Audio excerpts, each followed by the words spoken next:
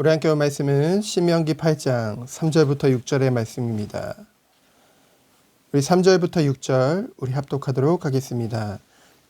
너를 낮추시며 너를 줄이게 하시며 또 너도 알지 못하며 내 조상들도 알지 못하던 만나를 내게 먹으신 것은 사람이 떡으로만 사는 것이 아니요 여호와 입에서 나오는 모든 말씀으로 사는 줄을 내가 알게 하려 하심이니라. 이 40년 동안에 내 의복이 헤어지지 아니하였고 내 발이 부르트지 아니하였느니라. 너는 사람이 그 아들을 징계함 같이 내 하나님 여호와께서 너를 징계하시는 줄 마음에 생각하고 내 하나님 여호와의 명령을 지켜 그의 길을 따라가며 그를 경외해야 할지니라. 아멘. 오늘 하루를 시작하며 오늘 본문의 말씀을 들어가기 앞서 우리가 기억할 말씀이 있습니다. 히브리서 12장 8절에 보면은 징계는 다 받는 것이거든 너희에게 없으면 사생자요 참 아들이 아니라고 했습니다. 하나님은 우리를 거룩한 백성, 즉 성도요 하나님의 자녀로 부르신 줄 믿습니다. 그 과정에는 하나님의 무한하신 사랑과 헌신과 희생과 은혜가 우리에게 베풀어졌다는 것이죠.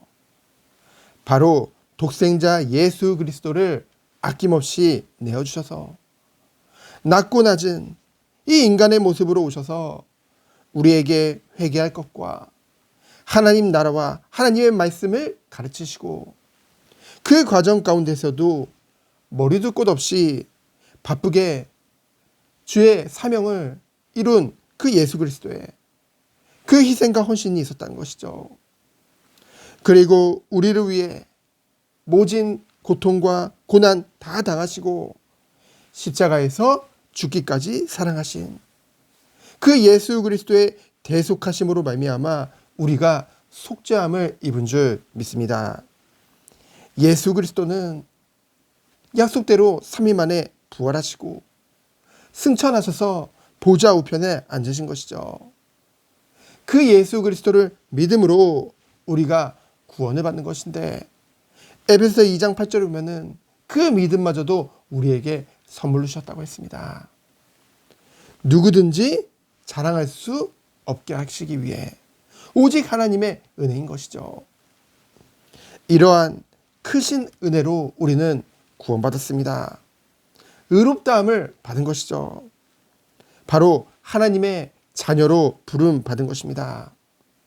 오늘 징계는 다 받는 것이라고 했어요. 누구라면요 하나님의 자녀라고 한다면은 그것이 없으면 사생자요 참 아들이 아니라고 했습니다. 우리가 자녀를 낳고 키워보면요 너무 예쁘죠. 사랑으로 정말 키웁니다. 그런데요 그 아이가 어리면 어릴수록 부모는 그 아이를 통제하고 그 아이에게 더 가르칠 수밖에 없죠. 이는 아이의 안정과 성장을 위해 꼭 필요한 것입니다. 하지만 아이들은 부모가 자기가 원하는 대로 하고 싶은데 못하게 할 때마다 불만을 가질 수 있겠죠.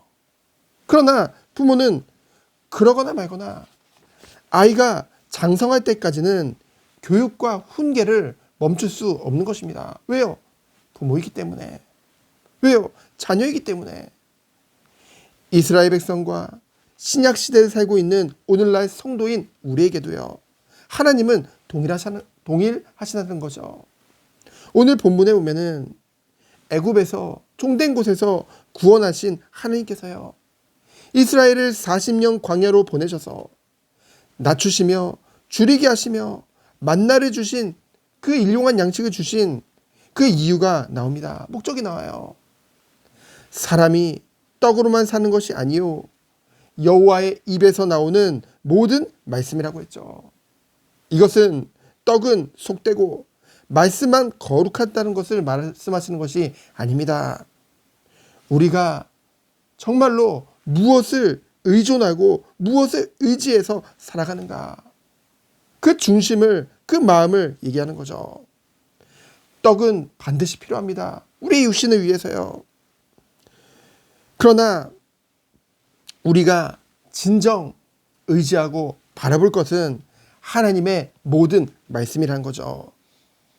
이스라엘에게 광야에서 40년 동안 하나님께서 그것을 훈련시키신 것입니다. 오늘도 동일하다는 것이죠. 40년 동안 그 의복이 해지지 않았어요. 발이 부르트지 않았습니다. 하나님의 공급하심이, 그 사랑이 끊임없었다는 거죠. 또한 무리에서 하나님이 원하시는 대로만 끌고 가는 그 하나님이 아니라는 것입니다. 우리의 발이 부르트지 않았죠. 세심히 자녀를 살피시고 보살피시며 하나님의 완전하신 시간표 안에서 차근차근 하나님의 일을 이루시는 하나님, 그 섭리하심을 우리는 알 수 있는 것이죠. 우리가 광야의 시간을 보낼 때마다 그 순간은 힘들 수도 있어요. 그러나 지나고 보면은요, 한 번도 우리가 굶거나 우리가 정말로 낭망해서 완전히 넘어져서 죽을 때까지 하나님은 내버려 두신 하나님이 아니라는 것이죠. 그래서 5절에 보면은 사람이 그 아들을 징계한 같이 여호와께서 나를 징계하셨다고 하셨습니다. 우리가 하나님의 자녀라는 증거예요. 우리가 하나님의 말씀 앞에 정말 진실되게 서보세요. 스스로를 볼 때 정말 이대로는 안 된다는 걸 누구보다 알 것입니다. 너무나도 금방 세상을 향하는 우리의 죄성, 문제만을 집중하는 우리의 연약함. 그래서 하나님께서는 광야의 시간을 우리에게, 그리고 이스라엘 백성에게 허락하신 줄 믿습니다. 그래서 우리가 이 과정을 통해 하나님이 결국 우리에게 원하시는 뜻은 무엇입니까? 바로 6절의 말씀이죠. 하나님의 명령, 곧 하나님의 말씀을 지켜. 이 지킨다는 것은 마음에 간직한다는 뜻입니다. 우리가 마음에 하나님의 말씀을 간직할 때 우리는 곁길로 새지 않죠. 비록 좋아 보이는 넓은 길이라 할지라도 말씀이 우리 마음에 있을 때 저것이 하나님이 원하시는 길인지 아니면 내가 원하는 길인지 그거를 분별할 수 있는 힘이 말씀으로부터 온다는 것이죠. 그럼 우리는 어느 길을 가게 될까요? 그의 길이죠. 주님이 가신 그 길을 따라가며 여호와를 경외하는 하나님의 백성으로 세워나가신 줄 믿습니다.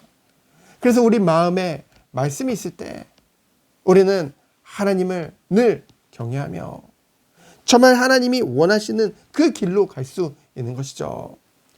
그래서 오늘도 이 아침에 하나님의 말씀을 우리의 마음에 다시 한번 새기고 주님이 원하시는 그 길을 가는 오늘 하루 되어지기를 예수 그리스도 이름으로 축원드립니다. 이 시간 기도합니다. 하나님 감사합니다. 우리 한 사람 한 사람을 주님의 백성으로 불러주시고 오늘 오직 주님만을 바라보며 나아갈 수 있는 은혜 주심에 감사드립니다. 비록 징계가 힘들어 보일지라도 하나님이 우리를 바르게 세우고 바른 길로 인도하시는 주님의 방법이요, 자녀를 사랑하시는 하나님의 그 사랑인 줄 알고 불평하지 않고 그 길을 은혜 안에서 가며 승리하는 우리 모든 성도님 되도록 주께서 축복하여 주옵소서. 살아계신 예수 그리스도 이름으로 기도합니다. 아멘. 주님 감사합니다. 하루빨리 우리의 마음과 주님